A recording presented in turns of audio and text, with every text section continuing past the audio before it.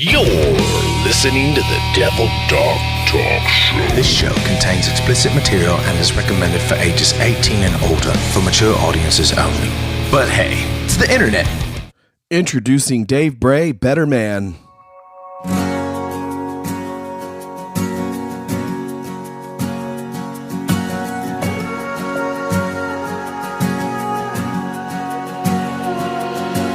I was blind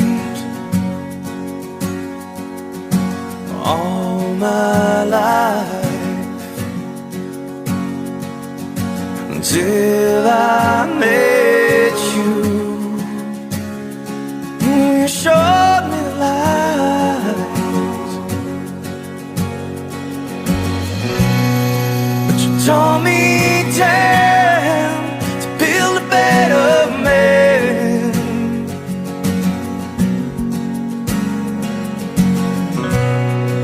You got my hands away from sin. Amen. But you promised me you'd always be there through the worst of times and the suffering.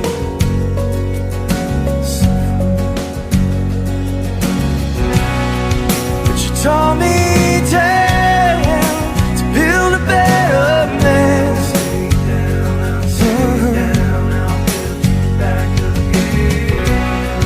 And you got my hands away from sin. Amen. But the darkness wins when I let it in. And the shadows, they overtake me. Ooh, and I'm blinded once again.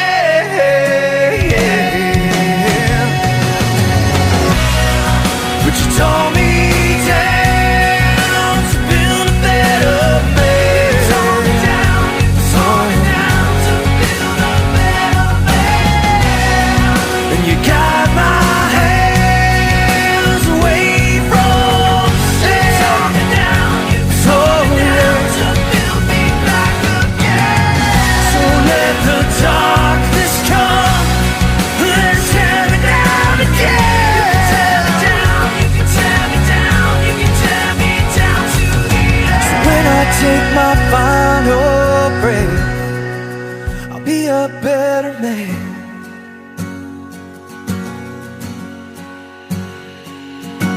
I was blind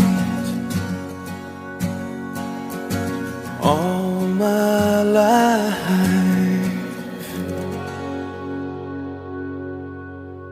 So let's go ahead and get this rolling. Today we have Dave Bray, USA. That's right, Dave Bray. Dave Bray is a musical prowess. What would you say? That musical prowesser? A musician? Just a performer, national recording artist. Yeah. There you go. National performing artist. And Dave's got a bunch of great stuff going on. I was introduced to Dave quite a while ago, especially with, I think it was Madison Rising, correct? That was the band. And so ever since then, I love the music, love the inspiration, love the motivation. And so I asked him and he said, yep, let's do it. And so we have Dave Bray on today at the Devil Dog Talk Show. So we're excited. We're going to have some couple songs throughout the interview. We'll do a nice little musical sandwich, guys. And you'll be able to get all the information about tour dates, events, and how you can get a hold of Dave Bray music. So go ahead and introduce yourself a bit, Dave. A little bit of history, if you would. Yeah, man. Well, did you say I was an FMF corpsman as well, or no? Did you not yet. mention that? No, that's okay. I was saving it for you. Oh, okay. Got you, man. Well, hey, listen, FMF, Devil Doc, 2nd Battalion, 2nd Marines, Camp Zoo, North Carolina State Platoon, which I don't even know if it exists anymore. I think they try to eradicate the sniper teams out of the Marine Corps, but hopefully something's... Yeah, I did see that memo. It's just unfortunate. Anyway, long story short is, went in right out of high school, Dixie Cup Navy, got in a lot of trouble, hated the idea of being stuck working in a hospital, and got in emergency medicine, started focusing on emergency medicine. And that's where I met a lot of guys that had gone green and then come back to the blue side. And they're like, dude, you'd be perfect for the, going with the Marine Corps. And I said, well, point me in the direction, because this is not working. So I crossed over and did field medical training in Camp Johnson and Nice. Camp Geiger. Yeah. And that's the East Coast.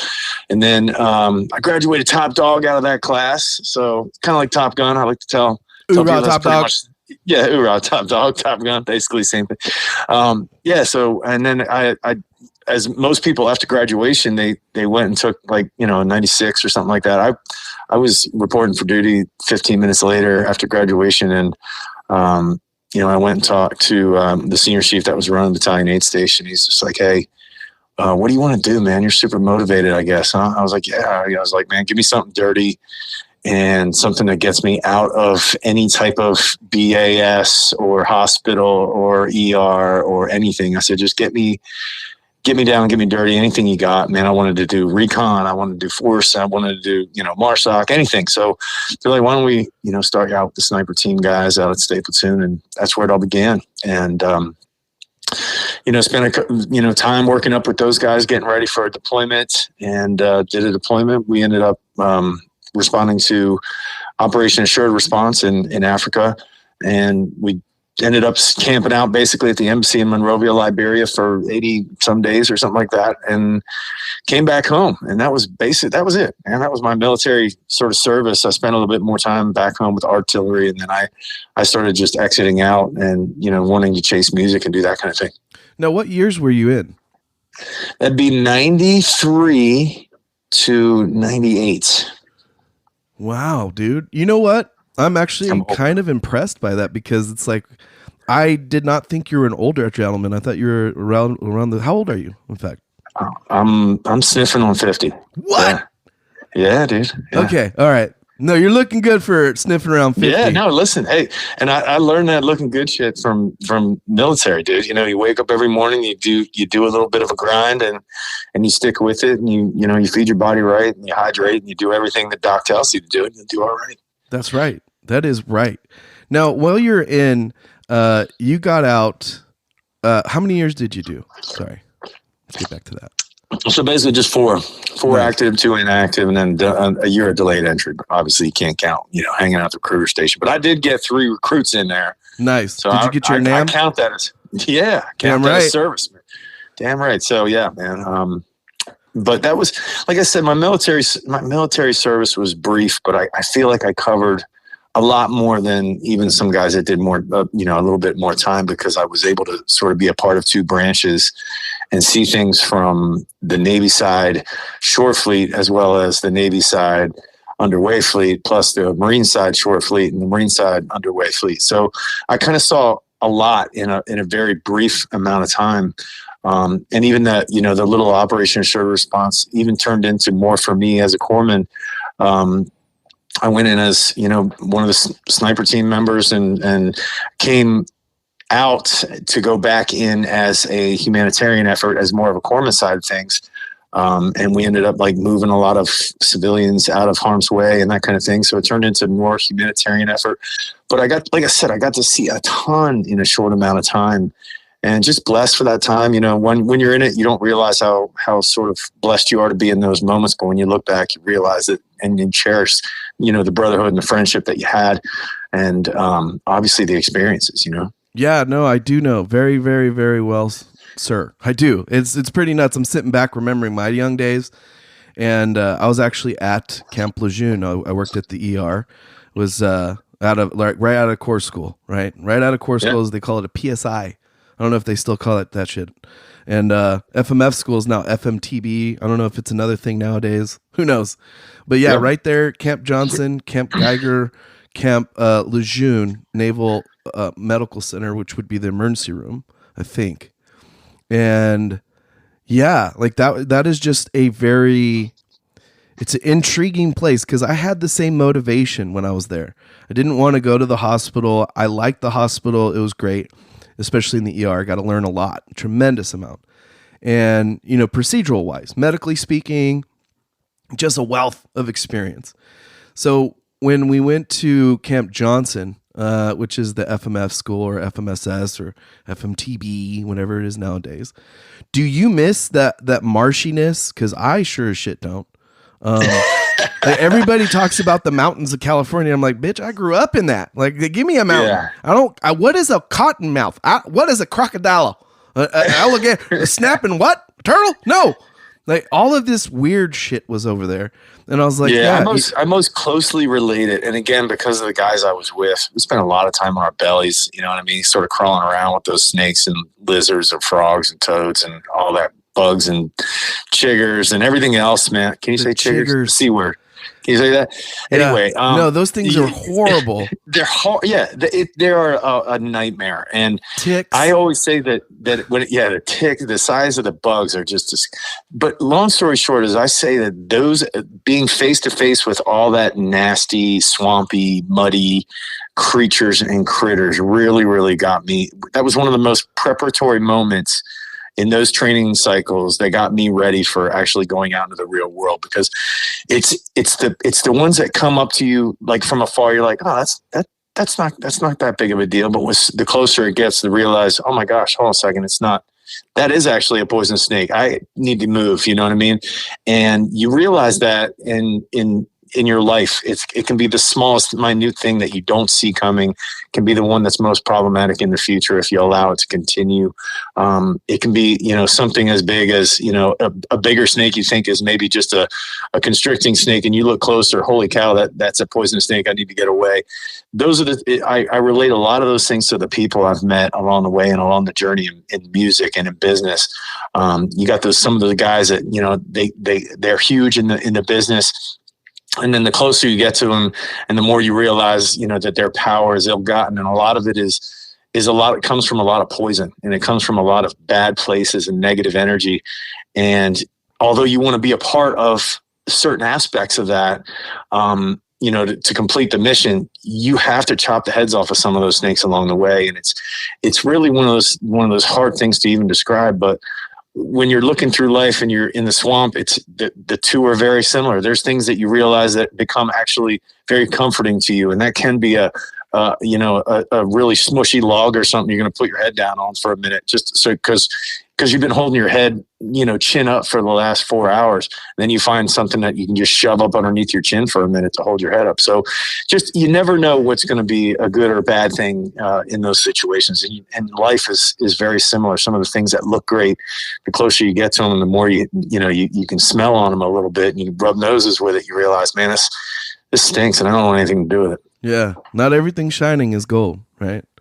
That is so true. Yeah, you could use that one. Yeah, I've never found anything gold in the swamps, though. So that is so true. Yeah, usually it is like I was remembering we were going through the Litter O course. I'm pretty sure you remember that. And we had nothing but short people. Now, mind you, I'm only 5'9", and I'm not that short, not that tall.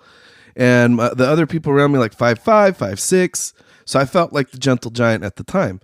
We're running through the course and we get to the section where you have to carry the litter above your head and go through the swamp, like literally.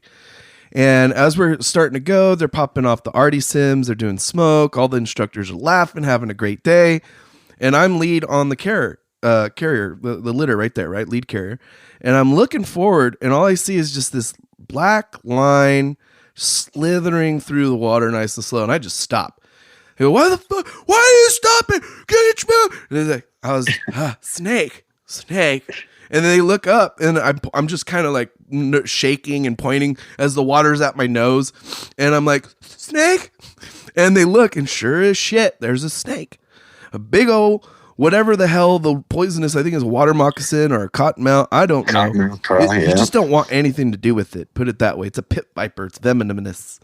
And at the end of the day, everybody's like, you know, completely muddied. We destroyed, I don't know how many washers and dryers at that school because every day you're just soaked in the filth, in the mucky muck. So you're just bringing back tremendous experiences and memories. I couldn't appreciate it more.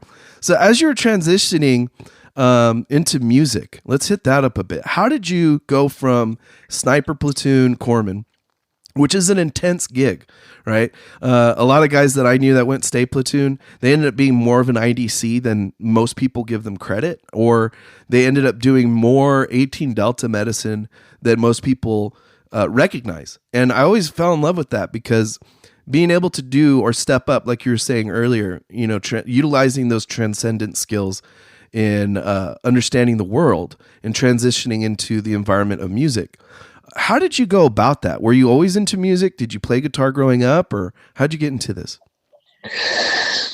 Well, I did the goat school, and I did go through a lot of that stuff. So again, it's a little bit beyond just FMF standard issue corpsman. And as a doc that's, forward observer out there on your own, you don't have a battalion aid station to back up to. So you got to train your guys. You got to train the people around you. You have to have, just like you're helping them carry gear and SATCOM and everything else, you need to ask them to all carry everything that you're going to need, if and when something happens on the battlefield. So it's a 22, right? So, they taught me how, I always say the Navy taught me how to do laundry and clean shit up real nice. And the Marine Corps taught me how to destroy shit and kill people. So it's one of those things where, that fine balance of how do I become efficient, not only for them, but how do they also help me do what's best for them as well? So it's obviously a team development exercise, but a reliability thing and also a trust thing. So that's one part of that. As far as going into music, when it came to the military and came to just being away from family and friends and home and all those things, I think a lot of sailors, a lot of Marines, a lot of servicemen and women, or if you're dealing with, high stress situations on a daily basis, that unwind or escape has always been to put in a set of earbuds and close your eyes at the end of the day and just allow something else to occur that is already sort of preordained and has a plan, but it's your own interpretation of the plan. And it's sort of self-guided meditation in a way for music. At least it was for me. For me, I would sit, if you looked at my music, my playlist or whatever, everything from the darkest metal you could possibly listen to, sweet country and Patsy Cline, all the way over to, I was really into movie soundtracks because the soundtrack alone would allow me to sort of rewatch the movie in my head. Like Last of the Mohicans was a big one for me. Wow. But anyway, long story short, when I put in a soundtrack or I put in you listen to an album or what I call a front to back, or one that you don't have to worry about coming across a song that's so hokey, it takes you out of the moment. But I always used to try to use music as a form of escapism and a form of meditation. And I think what happened from that point on was I got out of the military. I was in a band. 3 days later, I'm on stage, no shirt on, freaking punching, lighting, freaking losing my mind on stage. Is just a complete exorcism of all demons and anything related to my past, my history. And I realized I kind of need to get that under check. So if you go back to version 1 of Dave Bray being out in the musical world and see where it's come from there all the way up to where it is today, it is so different. I mean, again, from going and playing all but punk metal clubs, into playing rock venues, decent rock venues, all the way into the corporate world of corporate entertainment, playing for, Kellogg's and big corporations, Fortune 500 companies, and then moving up from there into professional sports and performing at professional arenas.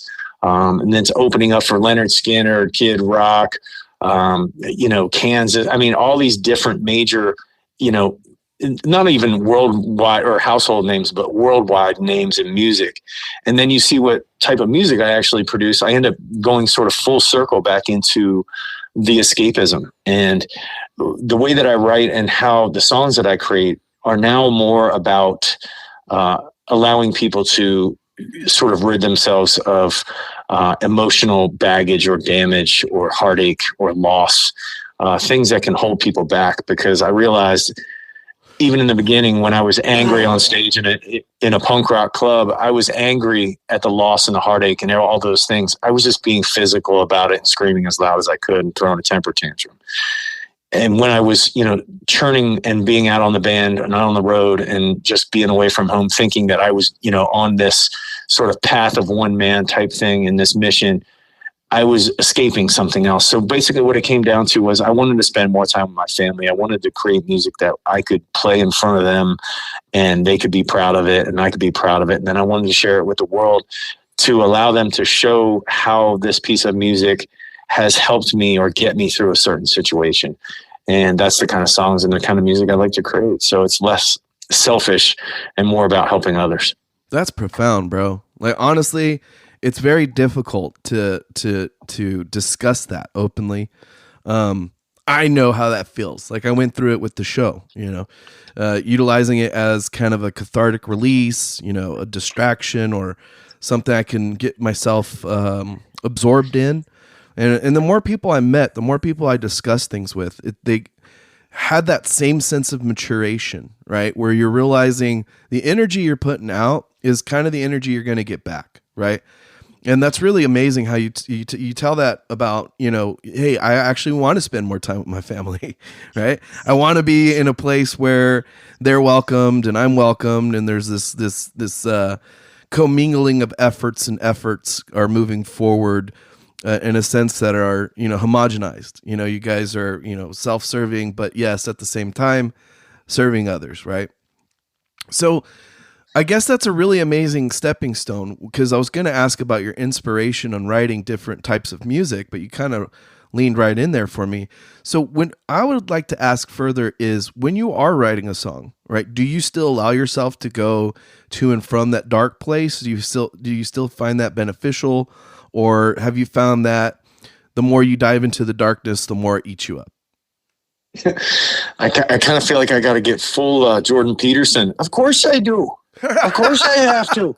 You got to go Jordan on that one, because the darkness is there for a reason. Right. We have to have it in order to exist. Like, that's the guy could not have a more Canadian voice.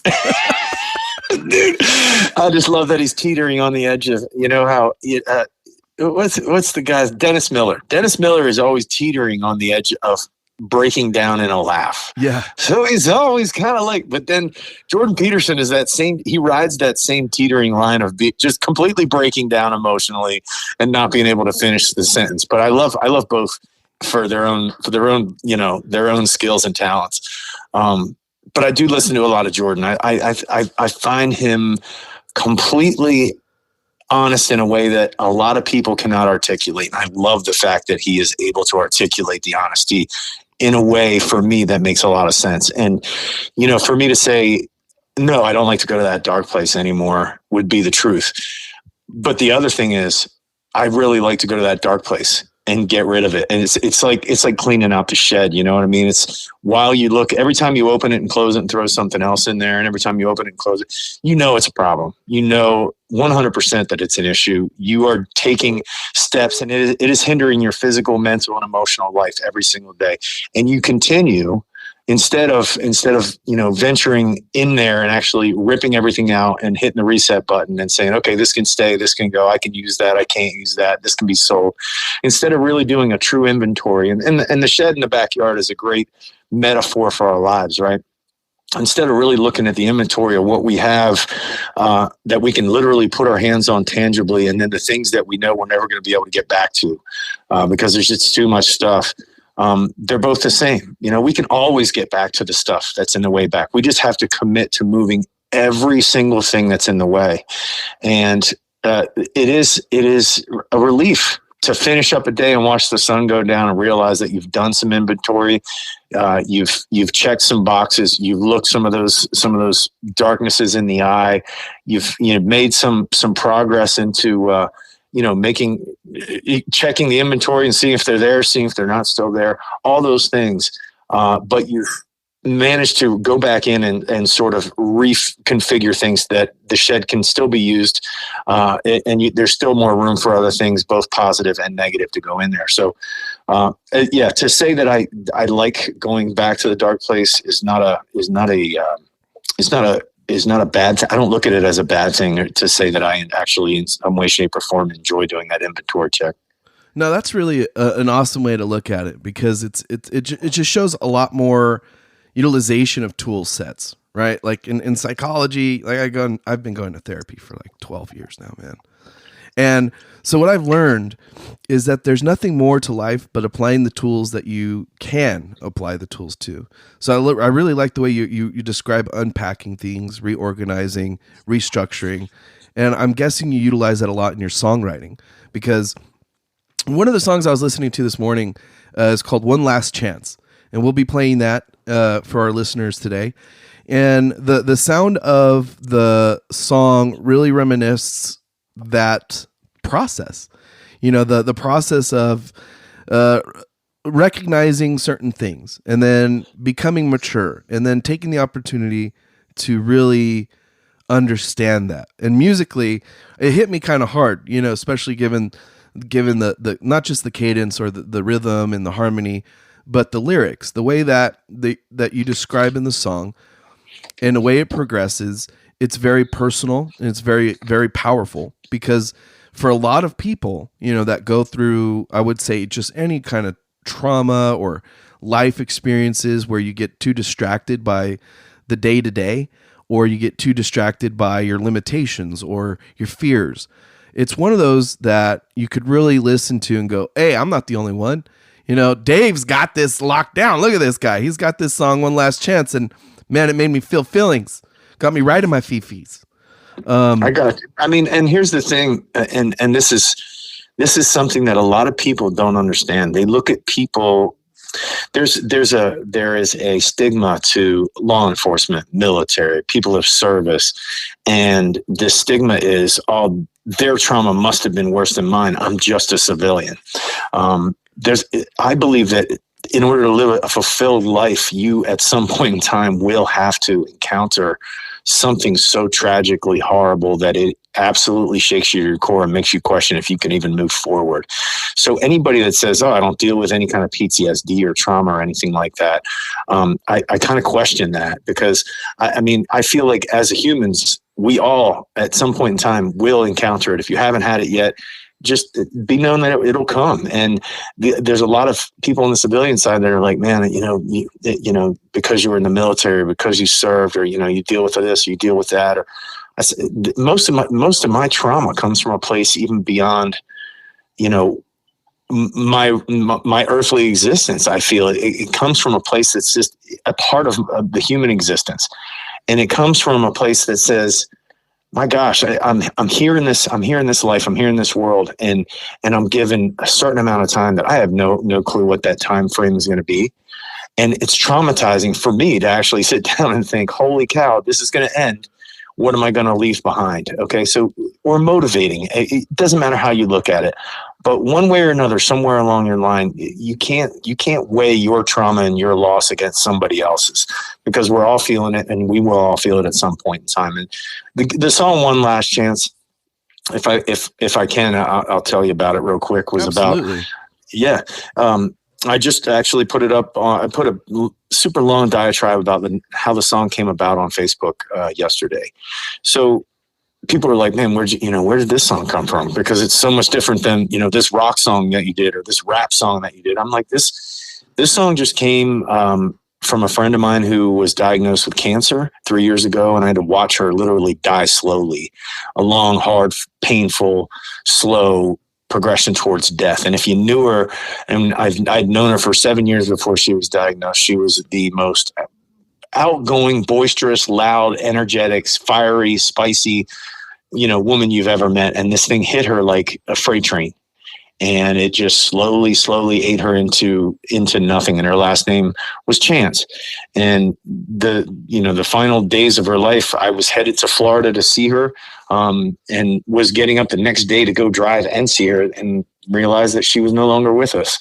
And, checked out before I got to, play that song for her. So One Last Chance is a song dedicated to her, so that she knew that she had something on this earth left behind, because I feel like as musicians, we are so grateful to have the ability to leave something behind that is entirely of us.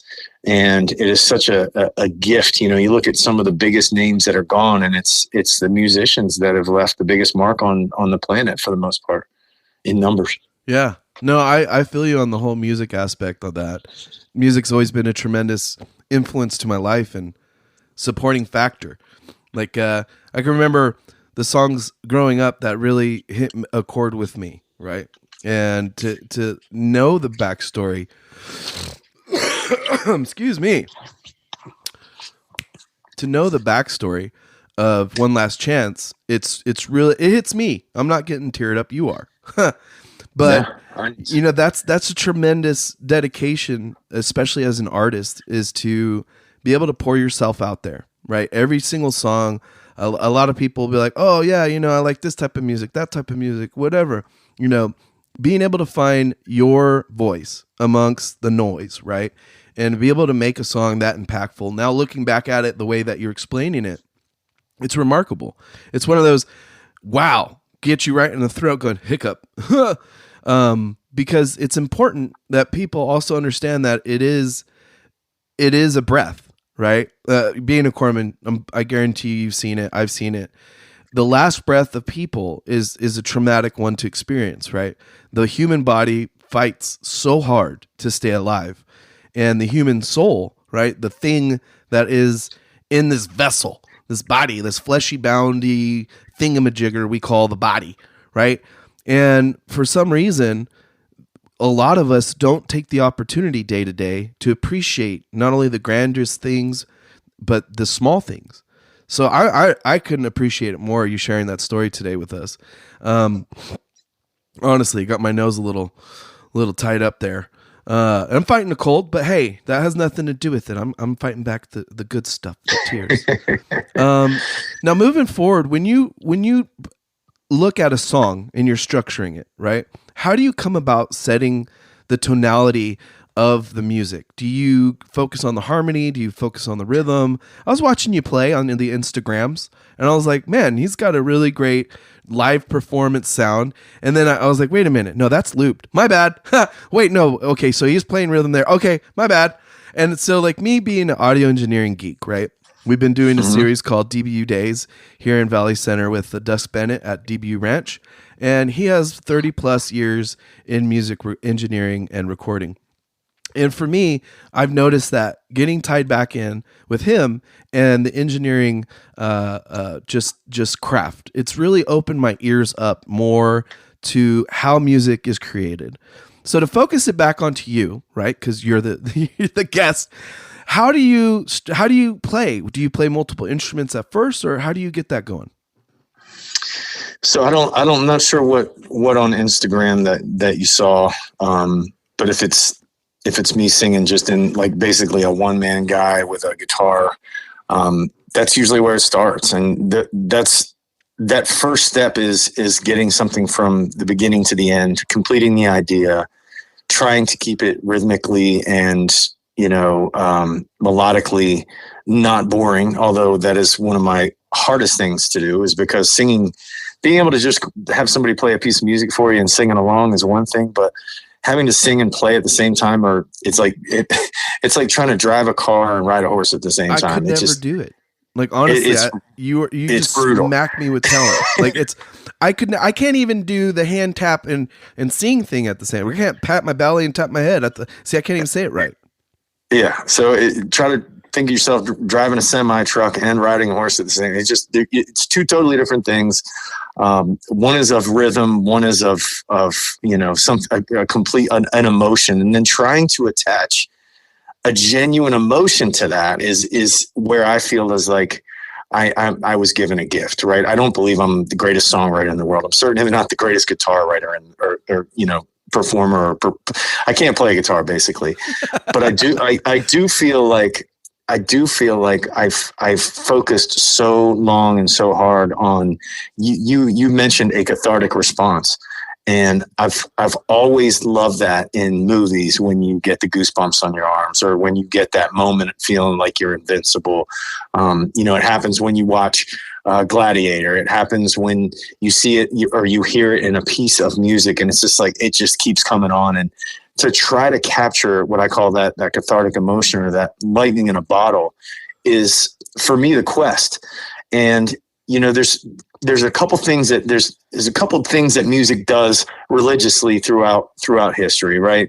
It gets people either stomping their feet and dancing, It gets people, banging their heads and jumping around like wild animals out of time and just raging on each other. Or it can really break you down emotionally. And like you said, reach into your heart and just rip it out. And I think where it comes to my skill set, which is the inability to, I can't pick up a freaking electric guitar and start chugging faster rhythms and creating on top of that. I think where my strengths lie is just inside of finding a real genuine truth and trying to articulate that truth, much like Jordan does with the way that he speaks, finding a way to articulate that truth in a very simplistic way by using a guitar. And if that's songwriting, then I guess that's where my strength lies. It's not where my only abilities lie, but that's where the strongest part of me lies. And I feel like when people listen to a Dave Bray song, no matter which one it is, one thing that they know that they are getting is a pure look at something, and they're getting it in a way that they may have never received it before. That's awesome. The raw ingredients. I love it. And that's what I pick up. I really noticed that, especially in the song I was telling you about. I couldn't remember the song.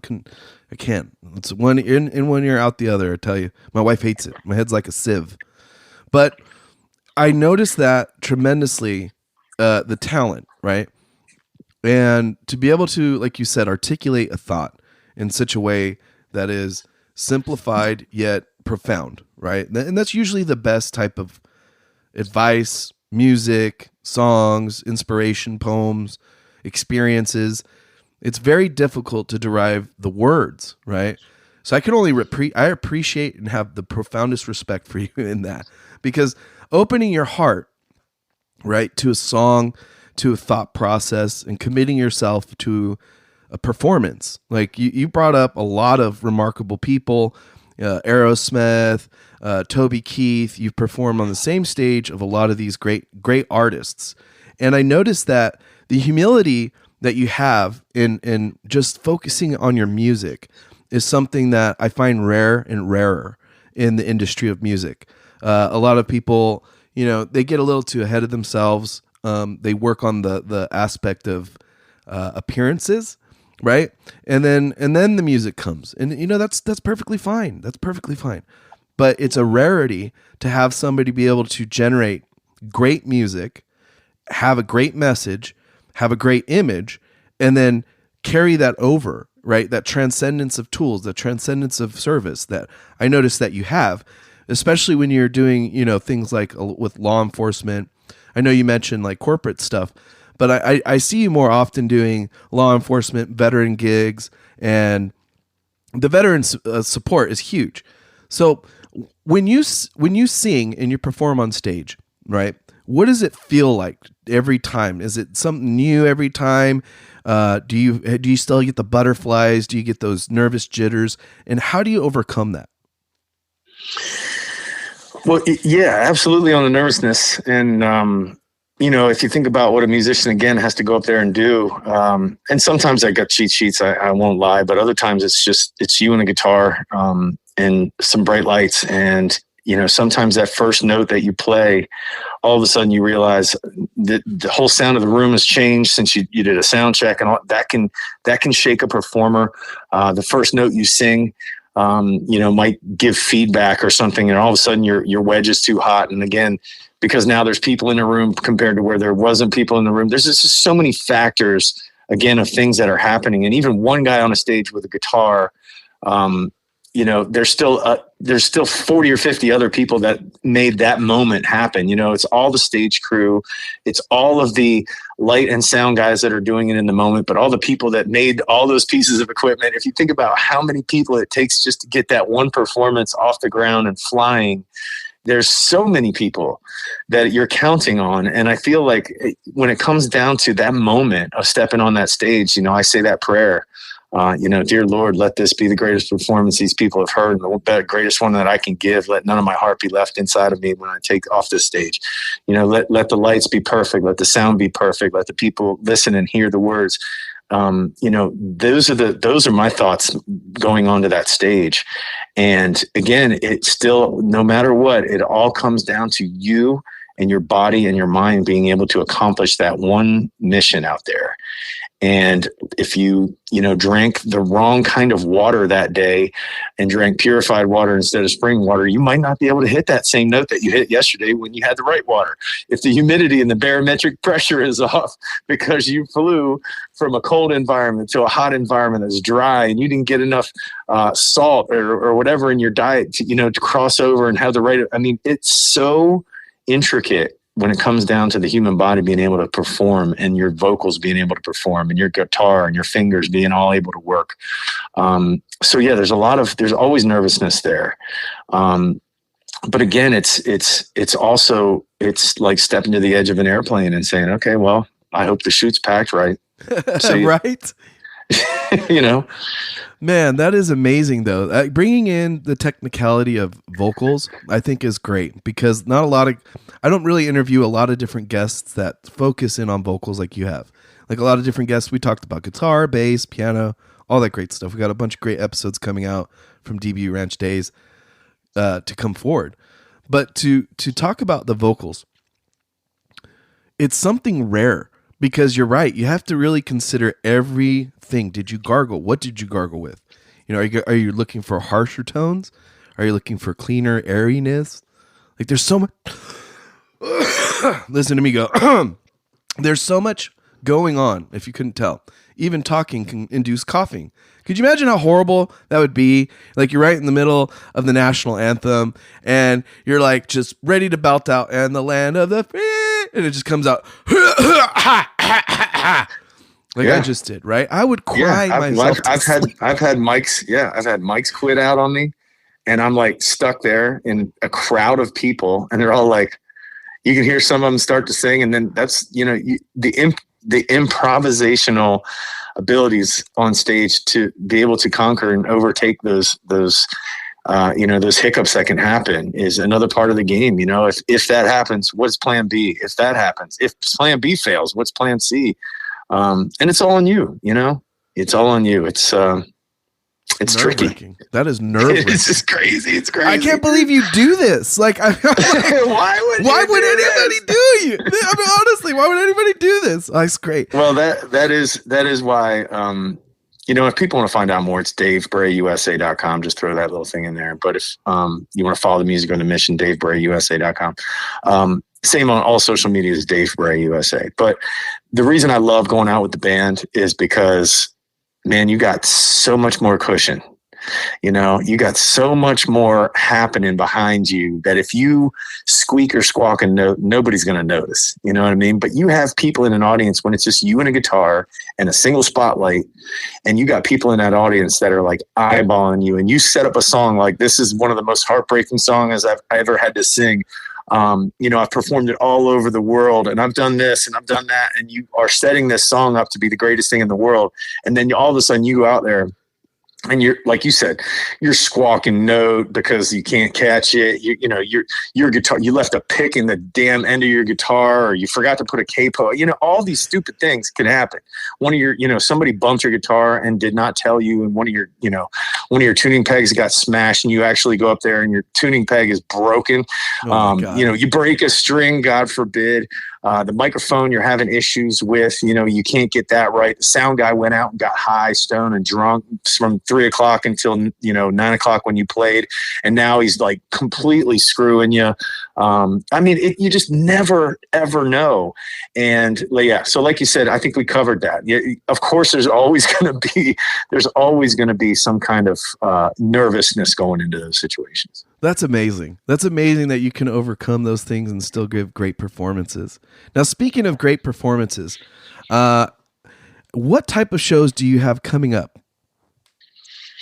So the month of May is pretty much blown out. And again, I do solo acoustic artist. I do a lot of national anthem performances, just a cappella. I also do rock anthems. And I do the full band, of course, which is Dave Bray USA and the Four Horsemen. So we go out, as far as what's coming up, you can find out where I'm going to be if you just go on DaveBrayUSA.com, .com, and then you can check out the tour dates. But that's one thing that I really, really love about how I've carved my own niche out of this thing is because I'll go play an event with a full band and we'll come rolling in there and it's Ebadana's Junk Band Christmas, right? So we come in there, snakes in the water, just raging.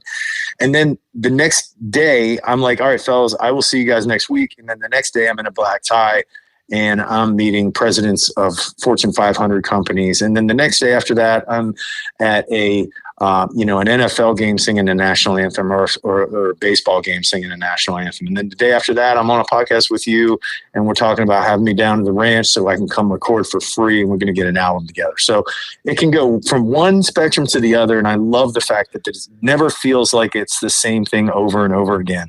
And then people often ask me, what do you do when you're off the road? Like, what does that look like? And I'm, soccer dad, basketball dad, wrestling dad, husband, and, try to be the best cook I can possibly be when I decide to do it. Raising 2 boys, 12 and 14 into men. Nice. And then I also have, instead of paying somebody to do my merchandise, I bought a print shop. So I purchased all the printing gear and I moved it into a building and I now have my own screen printing business inside of my basically on my property. So I can go out there and I'll crank out all the merch that I'll need for that week going into the show. And I'm just, like I said, we basically created Brave Day Entertainment for Dave Bray USA. So we self-fitted a record label into our home and my wife does all of the booking, the PR, the outreach, the logistics, getting me and the band and the guys to and from all the events. And I take care of the merch, the music, the recording, the labeling, and everything else. And we package it up and we grind. That's what we do. Dude, that is a circus in and of itself. Like just to think about music, right? Music is a tremendous, time-consuming, and it's a monster. And especially finding the right rooms to record in, the right engineers, everything, getting it published, all the rights, the duties, and licensing and all the craziness. And then you throw merchandise on top of it, the logistics, getting booked to different places, different venues, going to and from, traveling, having multiple people on deck, right? That is remarkable that you guys in-house manage that with Brave Day Entertainment, dude. And Becky, of course, I have to give a shout out. She sent all the information I needed to be up to date, completely responsive, just a sweetheart. And I couldn't be more grateful for that. So let's move this on a bit. I know we got to wrap. We got an hour. And I would like to ask just a couple of in general questions. Your key motivation in music, your inspirations or your influences, what would your playlist look like? Wow. Yeah. So if I'm putting it together, my influences, they are so all over the place. Let's go with 3. Okay. So you got to go back. Well, I can't really, I can parenthetically grab some time frames of great music for you and put them out there. But if you go back to, some of the late 70s rock genre guys. Okay. So that's pretty simple. You got your Zeppelins in there. You got your Stones in there. You got your, the Sgt. Pepper's, Beatles in there. Then you can come into early, hip hop and you can get your NWAs, your Eazy-E's and your Public Enemies in there. And then you cross into what I call pre-grunge and that era, that Soundgarden, Nine Inch Nails, and then obviously grunge and all of your Nirvana stuff and early Nirvana stuff. And then you go into the metal stuff, which obviously you got Metallica, Pantera, Ozzy stuff. And then you're coming out of Ozzy and then you have some of the newer metal stuff that's coming out. But then again, you have some of the darker stuff and it's so washed, man. It's such a wash everything. Because yeah, dude, yeah, because wrap it all up in this underlying storytelling country motif that I've always just really loved. You know what I mean? Like early Hank, second Hank, even third Hank, the Tobys, the stuff that just kind of just tells a story. And, even some of the new cats, that are doing it, it's just unbelievable to know that music has existed for so long and we're still creating new things by it. When the Oreo came out, it wasn't like somebody was like, man, I want to make that Oreo better. It's just, but when the first, sound of music came out, somebody's like, well, I want to change something. I want to do it like this, and I want to do it like that. And then I'm going to, hip hop was such the game changer. And that's what was incredible to me, was listening to old early hip hop and rap. It was like, okay, I know that song. That was from this old song that they're just looping and looping. Like you said, that was just making music from music. It was like going down to the recycling. Days. Yeah. Sampling and recycling. And I'm like, my gosh, it is an infinite space to work. And I still to this day don't feel like that I have found my place in it, at a perfect nest of what I want me to sound like. And I don't know if I ever will.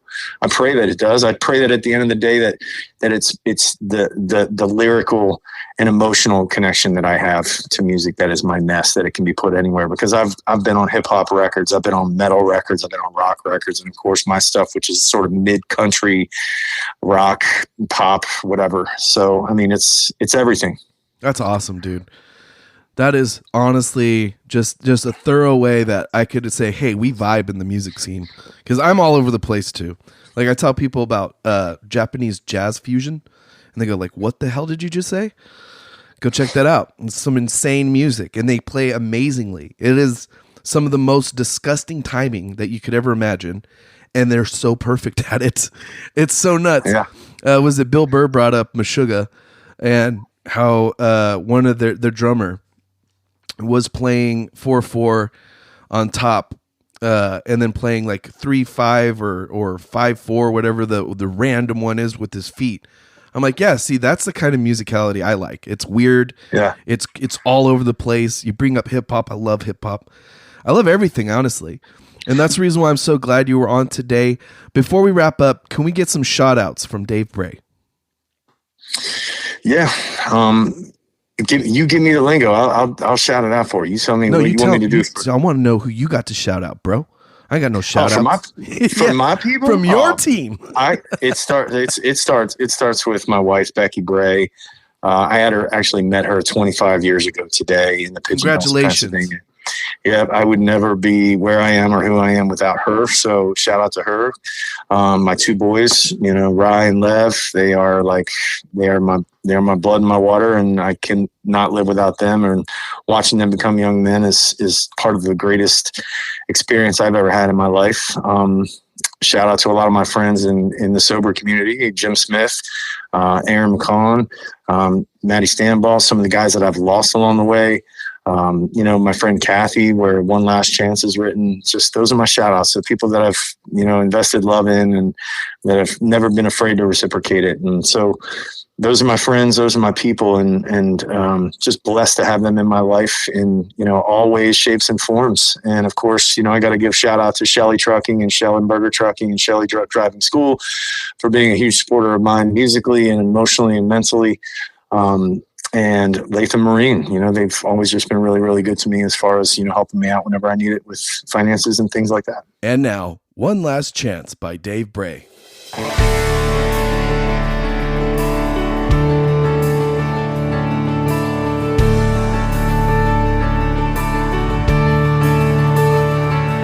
I hope to God you know how much we love you. And I pray like hell you know how much we care. You're like an angel sent down to us from above, just to give us one last chance when none's there.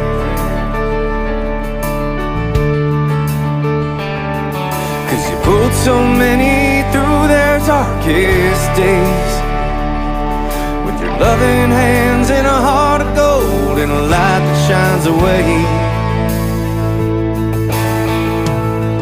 No, I don't have too many friends that I would ask to dance.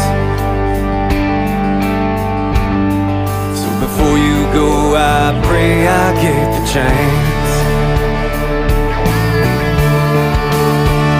I hope we get one last chance to have a few more laughs under the sun. I hope we get one last chance to raise a little hell and have some good old-fashioned fun.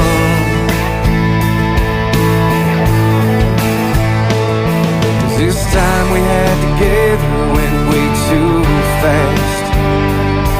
This friendship that we built together was damn sure meant to last. No, I don't have too many friends that I would like to ask to dance. So before you go, I pray I get the chance. I hope we get one last chance to have a few more lamps under the sun. I hope we get one last chance to raise a little hell and have some fun. Oh, I'd like to pull you up out of that chair and watch you spin around and dance like you don't care. 'Cause you pulled so many through their darkest days with your loving hands and a heart of gold and a light that shines away. This time we had together went way too fast. And this friendship that we built together was damn sure built to last. No, I don't have too many friends that I would ask to dance. So before you go, I pray I get the chance. No, I don't have too many friends that I would like to ask to dance. So before you go, I pray I get the chance.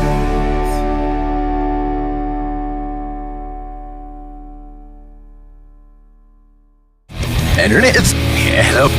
Right, this is not Irish number of the water, and then he's got this guy for them representing that Irish number six because he has me for shit. Well, I didn't need to say,